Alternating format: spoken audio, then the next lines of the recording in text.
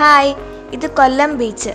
അതിശയകരമായ കാഴ്ചകളും വിശ്രമകരമായ അന്തരീക്ഷവും ശുദ്ധമായ മണൽ, തെളിഞ്ഞ നീലജലം, മൃദുവായ തിരമാലകൾ എന്നിവയ്ക്ക് പേരുകേട്ട ഈ ബീച്ച് മഹാത്മാഗാന്ധി ബീച്ച് എന്നും അറിയപ്പെടുന്നു.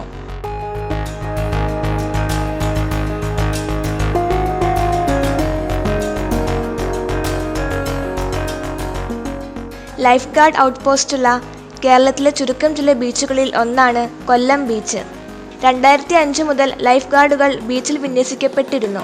2015 ജൂലൈ മുതൽ ലൈഫ് ഗാർഡുകൾ ഔട്ട് പോസ്റ്റുകളുള്ള തെക്കൻ കേരളത്തിലെ 3 ബീച്ചുകളിൽ ഒന്നാണ് കൊല്ലം. 1961 ജനുവരി 1 അന്നത്തെ Indian vice president Zakir Hussain ഉദ്ഘാടനം ചെയ്ത മഹാത്മാഗാന്ധി പാർക്ക് എന്ന അന്താരാഷ്ട്ര നിലവാരമുള്ള ഒരു പാർക്കും ഈ ബീച്ചിലുണ്ട്.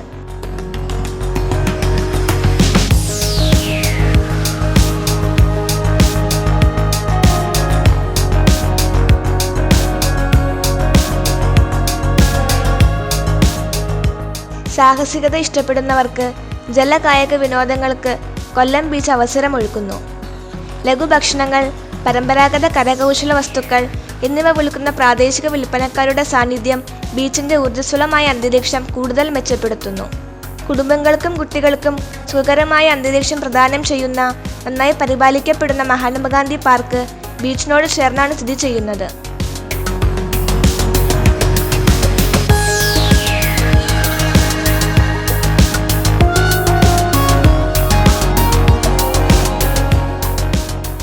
കേരളത്തിലെ ആദ്യത്തെ ബീച്ച് വെഡ്ഡിംഗ് ഡെസ്റ്റിനേഷനാണ് ഈ ബീച്ച്. ഇവിടുത്തെ ആകർഷകമായ സ്ഥലവും കായലുകളും കൊല്ലം ബീച്ചിനെ കേരളത്തിലെ ഏറ്റവും പ്രശസ്തമായ വിനോദസഞ്ചാര കേന്ദ്രങ്ങളിൽ ഒന്നാക്കി മാറ്റുന്നു.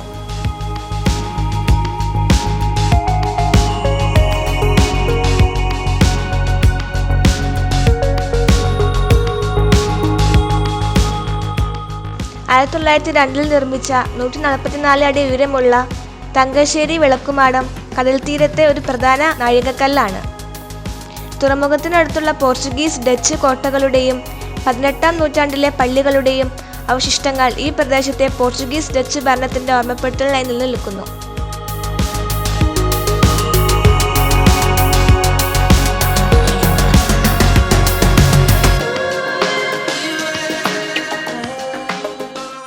ഈ ബീച്ച് അറബിക്കടലിനോട് ചേർന്ന് വ്യാപിച്ചു കിടക്കുന്നു. ചക്രവാളത്തിന്റെയും സമുദ്രത്തിന്റെയും വിശാലമായ വിസ്തൃതിയുടെയും അതിശയകരമായ കാഴ്ചകൾ നൽകുന്നു. വൃത്തിയുള്ളതും സ്വർണ്ണ മണൽപ്പരപ്പും തെളിഞ്ഞ നീല വെള്ളവും കൊണ്ട് ഈ ബീച്ച് അറിയപ്പെടുന്നു. ഇത് സൂര്യപ്രകാശം ആസ്വദിക്കുന്നതിനും നീന്തുന്നതിനും തീരത്ത് വിശ്രമത്തോടെ നടക്കുന്നതിനും അനുയോജ്യമായ സ്ഥലമാക്കി മാറ്റുന്നു. മൃദുവായ തിരമാലകളും മനോഹരമായ കടൽക്കാറ്റും ശാന്തമായ അന്തരീക്ഷം സൃഷ്ടിക്കുന്നു.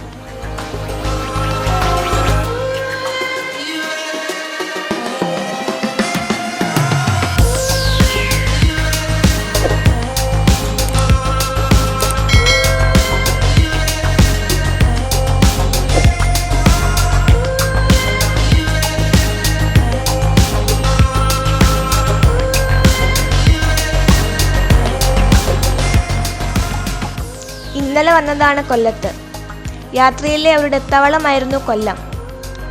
ബീച്ച് ഒന്ന് ഓടിച്ചു കണ്ട് രാവിലെ എറണാകുളത്തേക്ക് പോകുന്ന വഴിയിൽ കരുനാഗപ്പള്ളി താലൂക്കിലെ ഒരു ഗ്രാമമായ നീണ്ടകരയിൽ ഉള്ള ഹാർബർ കാഴ്ചകളും കണ്ടാണ് പോകുന്നത്.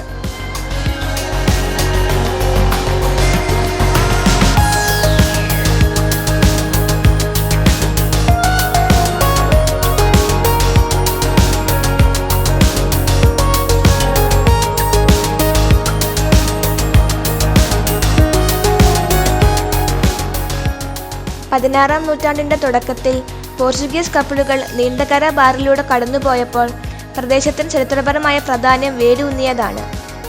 ഇന്ന് ഈ പ്രദേശം ഒരു സുപ്രധാന തുറമുഖവും അഷ്ടമുടി തടാകത്തിന്റെ കുറുകെ ശക്തികുളങ്ങരയുമായി ബന്ധിക്കപ്പെടുന്ന ദേശീയപാത 64 ഒരു പ്രധാന പോയിന്റുമാണ്.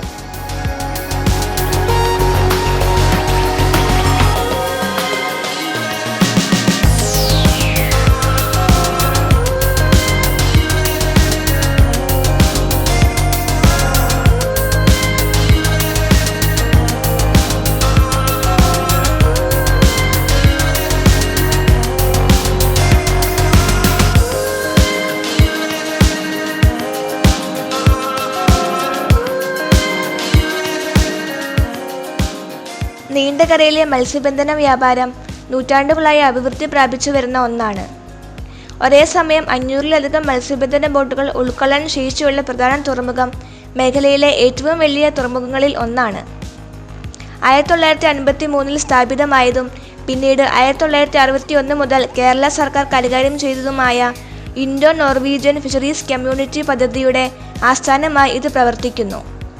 മത്സ്യബന്ധന വ്യവസായത്തിൽ നീണ്ടകരയുടെ പ്രാധാന്യം ഊട്ടിയുറപ്പിക്കുന്ന മത്സ്യത്തൊഴിലാളി പരിശീലന സ്ഥാപനം, ബോട്ട് നിർമ്മാണ യാർഡ്, റെഫ്രിജറേഷൻ പ്ലാന്റ് എന്നിവയുടെ വികസനത്തിന് ഈ സംരംഭം സംഭാവന നൽകുന്നു.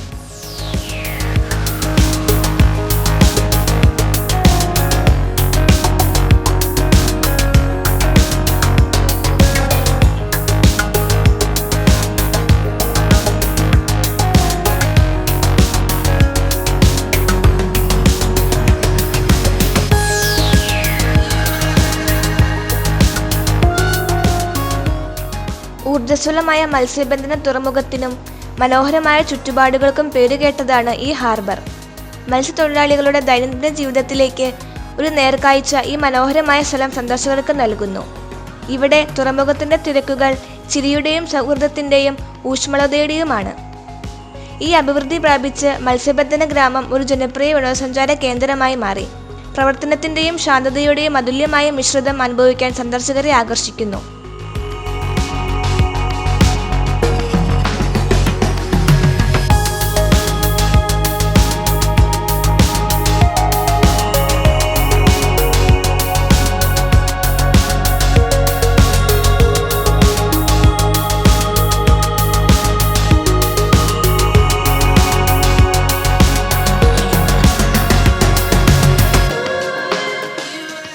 നീണ്ടകര സന്ദർശിക്കുന്ന വിനോദസഞ്ചാരികൾ തിരക്കേറിയ തുറമുഖം, ഇളം കടൽക്കാറ്റ്, തീരപ്രദേശത്തെ അലങ്കരിക്കുന്ന ചൈനീസ് മത്സ്യബന്ധന വലകൾ എന്നിവയാൽ ആകർഷിക്കപ്പെടുന്നു.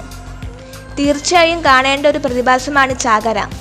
മഴക്കാലത്തിന് ശേഷം തീരത്ത് മത്സ്യങ്ങളുടെയും ചെമ്പീനകളുടെയും വലിയ കൂട്ടങ്ങൾ ഒത്തുകൂടുന്നു. ഇത് കാഴ്ചക്കാർക്കൊരു സവിശേഷ കാഴ്ച സൃഷ്ടിക്കുന്നു.